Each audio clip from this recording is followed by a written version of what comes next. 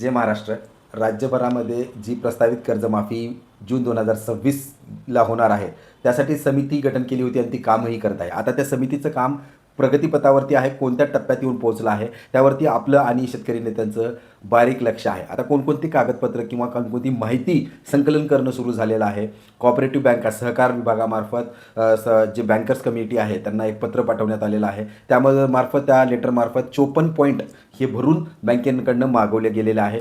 कोणत्या तारखेपासून म्हणजे कोणत्या तारखेच्या नंतरचे कर्ज माफ नाही होणार किंवा याच्यामध्ये ग्राह्य धरले जाणार नाही, कोणत्या तारखेच्या अगोदरचा डेटा मागवला जात आहे त्याची सविस्तर चर्चा करणार आहोत.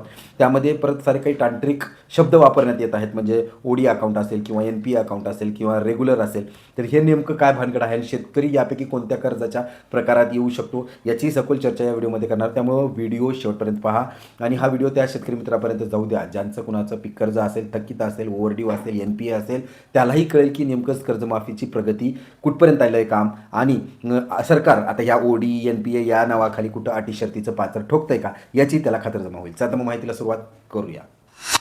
मित्र हो, सहकार विभागामार्फत काही डेटा मागवला जातो, संकलन केलं जातं. त्यामध्ये राज्यस्तरीय बँकर्स कमिटी आहे त्यांच्या मार्फत एक ईमेल गेलेला आहे सगळ्या कोऑपरेटिव्ह बँकेला. या बँकर्स कमिटीमार्फत ईमेल गेलेला आहे. त्यामध्ये 54 पॉईंट म्हणजे 54 मुद्दे आहेत, ज्या मुद्द्यावरती माहिती भरून या बँकांना सहकार मंत्र्यांकडे पाठवायचं म्हणजे सहकार विभागाकडे पाठवायचं आहे. आता हे 54 मुद्दे कोणते ते आपण नंतर पाहणारच आहोत.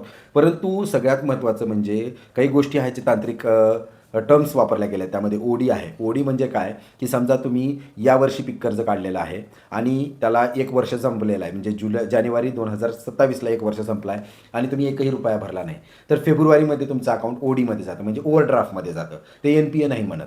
3 वर्ष सलग जर तुम्ही त्याच्याकडे काहीच केलं नाही, बघितलं नाही, तर 2027, 28, 29च्या नंतर जानेवारी 29च्या नंतर तुमचं अकाउंट हे एन पी ए होतं म्हणजे नॉन परफॉर्मिंग ॲसेट होतं, एन पी ए होतं, जे थकीतमध्ये जातं. मग हे थकीतवालं अकाउंट वेगळं, ओडीवालं अकाउंट वेगळं आणि जे आपण पुनर्गठित करतो त्याला आपण रेग्युलर अकाउंट म्हणतो. पुनर्गठितमध्ये तुम्ही रिस्ट्रक्चर केला असेल, काही गोष्टीमध्ये परत एकदा वाढवून घेतला असेल किंवा जो बोजा जास्त झाला आहे त्याच्या टप्प्यामध्ये परतफेड करायचं केलं असेल, जे काही तुमच्या लोन अमाऊंटचं जे काही तुमचं कर्ज खातं आहे त्याच्यामध्ये काहीतरी बदल करून तुम्ही ते तुमच्या सोयीचं करून घेतलं आहे, बँकेच्या सोयीचं करून घेतलं आहे, तर ते रेग्युलरमध्ये जातं. किंवा यावर्षी जर तुम्ही जानेवारीमध्ये पीक कर्ज घेताय आणि जानेवारीच्या अगोदरच ते पीक कर्ज फेडताय, तर किंवा कमीत कमी नुसतं व्याज जरी फेडताय तर ते रेग्युलर अकाउंट झालं. आता आपण पाहिलं की 3 प्रकार आहेत. रेग्युलर अकाउंट जे की तुम्ही नियमित कर्जचं घेतलेलं त्याचं व्याज भरताय वर्षाच्या आत आणि 3% जी व्याजाची रक्कम आहे तुम्हाला फक्त 3% लागते. त्याच्यानंतर ओडी अकाउंट आहे, 1 वर्षापेक्षा जास्त झाले तुम्ही त्याच्याकडे बघितलं नाही, तसंच जर अकाउंट 3 वर्ष ठेवलं तर तुमचं एन पी ए अकाउंट आहे. आता सरकारने काय केलेलं आहे की रेग्युलर अकाउंटवाले जे आहेत त्यांची माहिती नाही मागवली. जे 54 पॉईंट आहेत त्या 54 पॉईंटमध्ये सगळ्यात महत्त्वाचं म्हणजे त्यांनी सांगितलं की बाबांनो, आम्हाला जे एन पी ए झालेले आहेत त्या खात्याची माहिती द्या. त्याच्यानंतर दुसरी महत्त्वाची गोष्ट म्हणजे जे ओडी आहेत त्यांची माहिती द्या. आता ही माहिती मागवत असताना कोणत्या तारखेपर्यंतचं ओडी म्हणजे कोणत्या वर्षापर्यंतचं पीक कर्ज हे महत्त्वाची तारीख आहे. सगळ्या शेतकऱ्यांनी लक्ष द्यायचं आहे की 30 सप्टेंबर 2025, मी परत एकदा सांगतो, 30 सप्टेंबर 2025च्या अगोदरचा डेटा मागवलेला आहे. म्हणजे ओडी झालेला असेल तर 30 सप्टेंबर 2025च्या अगोदरचं झालेलं पाहिजे. एन पी ए झाला असेल तर अगोदर, म्हणजे 2025च्या अगोदर एन पी ए म्हणजे त्याचं 3 वर्षापूर्वीचं पीक कर्ज पाहिजे, म्हणजे 2021च्या अगोदरच्या आसपासचं कर्ज पाहिजे. 21-22मध्ये घेतलेलं कर्ज असेल आणि 3 वर्ष तुम्ही त्याच्याकडे बघितलंच नाही तर ते एन पी ए जाणार आहे.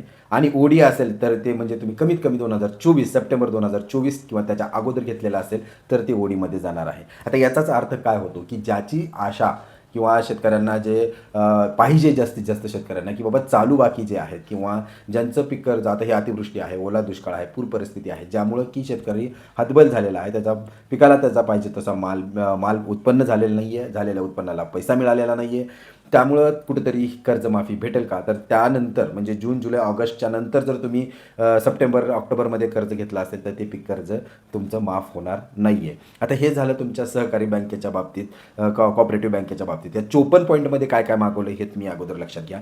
सगळ्यात अगोदर त्यांनी सांगितलं की शेतकऱ्याचं आधार कार्ड, त्याचं पॅन कार्ड आणि त्याचं फार्मर आय डी ह्या तिघावरचं नाव सेम असलं पाहिजे, त्या तिघांवरची डेट ऑफ बर्थ सेम असली पाहिजे आणि त्या तिघांवरचा मोबाईल नंबर एकच पाहिजे.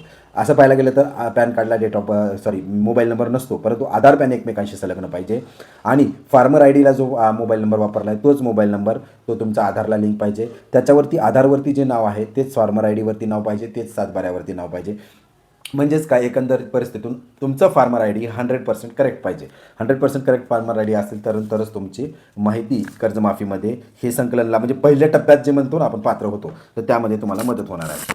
आता या 54 पॉईंटमध्ये काय विचारलेलं आहे ते आणखी थोडंसं पुढे जाऊन पाहूया. लोन अकाउंट नंबर मागितलेला आहे. त्याच्यानंतर सँक्शन डेट म्हणजे कोणत्या तारखेला तुमचं लोन मंजूर झालेलं आहे. मी तुम्हाला सांगितलं मगाशी की जर तुम्ही ओडीवाला असाल तर तुमचं सप्टेंबर 2024च्या अगोदर आणि NPA असाल तर 21च्या अगोदरचं. त्याच्यानंतर ते कर्ज कसं आहे, म्हणजे त्याला नवजुनं करून घेतलेलं कर्ज आहे का, फ्रेश लोन आहे का, पहिलं त्याचं लोन होतं आणि त्याच्यावरती काय त्याचा इतिहास आहे, पहिलं त्यांनी फेडलेलं होतं का, हे प्रकार लोनचा विचारलेला आहे. त्याच्यानंतर त्यानं NPAमध्ये गेलं आहे का, गेला असेल तर कोणत्या तारखेला गेला आहे, ओडीमध्ये गेला आहे का, गेला असेल तर कोणत्या तारखेला गेला आहे. त्याच्यानंतर त्याच्यावरती अमाऊंट कितीची आहे, म्हणजे किती लाखाचं कर्ज आहे, हेही इतकंच महत्त्वाचं आहे. कारण 2017ची कर्जमाफी जी आहे छत्रपती शिवाजी महाराज कर्जमाफी योजना, त्यामध्येही त्यांनी सांगितलं होतं की 1.5 लाखापर्यंतच किंवा 1 लाखापर्यंतच कर्ज माफ करू. जर तुमचं 2 लाखाचं कर्ज असेल तर वरची अमाऊंट तुम्ही भरा आणि 1.5 लाखाच्या नंतरची अमाऊंट आम्ही, त्याच्या आतली अमाऊंट आम्ही भरू. म्हणजे 2 लाखाचं कर्ज असेल तर 50 तुम्ही भरायचं आहे, 1.5 लाख सरकार भरते. तर तो प्रकार काय करेल का सरकार, तर त्याकडेही आता शक्यता वाढलेल्या आहेत. कारण त्यांनी त्यांचे रकमा मागवलेल्या आहेत. त्या रकमामध्ये त्यांनी सांगितले कोणत्या डेटला घेतलेलं आहे आणि कोणत्या डेटला ते NPA झालं आहे, ही महत्त्वाचं आहे. मी सांगितल्याप्रमाणे 30 सप्टेंबर ही महत्त्वाची तारीख आहे. त्या तारखेच्या आज जर NPA झाला असेल तर तुम्ही पात्र असाल. त्याच्यावरती व्याजाची रक्कम किती आहे आता हेही मागवण्यात आलेलं आहे आणि त्याचं करंट स्टेटस म्हणजे आजच्या तारखेला तुम्ही रवजुनं केलं आहे का, तेही महत्त्वाचं आहे. आता सगळ्यात महत्त्वाचं म्हणजे दुष्काळग्रस्त भागामध्ये सरकारनं मागच्या महिन्यात सांगितलं होतं की पुनर्गठन करण्याची सोय करून देण्यात आली होती. बऱ्याच साऱ्या शेतकऱ्यांनी पुनर्गठन केलं. आता ते पुनर्गठन केलेल्या शेतकऱ्यांना डिच्चू मिळणार आहे. कसं ते सांगतो. जर तुम्ही कर्ज पुनर्गठन केलात आणि मागच्या 2 ते 3 महिन्याखाली केलात, म्हणजे सप्टेंबर 2025च्या नंतर, 30 सप्टेंबर 2025च्या नंतर तुम्ही पुनर्गठन केला तर तुम्ही नवजुनं किंवा रेग्युलरमध्ये येतात. तर त्यामुळं तुम्ही आता ह्या कर्जमाफीमध्ये किती पट पात्र राहणार आहे ती एक शंकेची बाब आहे.